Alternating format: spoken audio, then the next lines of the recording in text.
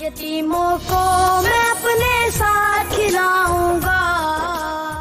بسم اللہ الرحمن الرحیم. السلام علیکم. پاکستان زندہ باد. للہ جانباز میں آپ سب کو خوش آمدید. ناظرین محترم، آج دسترخوان کا دن تھا. آج ہم نے ایک نیا طریقہ کیا ہے لوگوں کو پیغام دینے کے لیے، صرف کیونکہ پچھلے چند دنوں سے بارشیں ہو رہی ہیں اور کئی ایسے مزدور ہیں جو مزدوری نہیں کر سکے.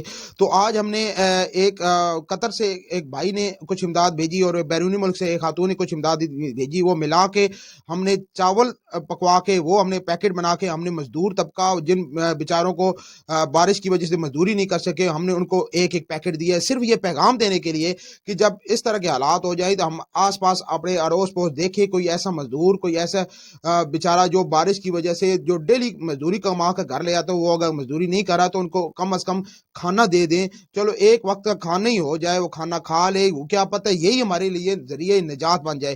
تو یہ ہم نے ایکٹیویٹی کی ہے. اور گزشتہ روز جمعے کے دن ہم دسترخوان لگاتے ہیں، پنڈ داداخان میں مریض و یتیمادانوں میں کھانا تقسیم کرتے ہیں. برکت علی مراد صاحب نے کوئی سے امداد بھیجی تھی، وہ بھی ہم نے لگایا تھا، اس کی ویڈیو اپلوڈ نہیں کی تھی، وہ بھی آج آپ کو دکھاتے ہیں. آج کی ویڈیو اور گزشتہ روز کی ویڈیو وہ دونوں ملا کے ابھی آپ کو دکھاتے ہیں.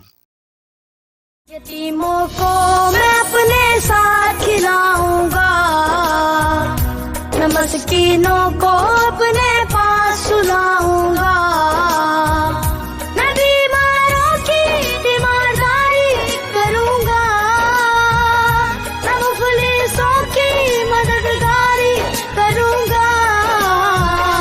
مجھے انسانیت کی خدمت کرنی ہے، مجھے انسانیت کی خدمت کرنی ہے.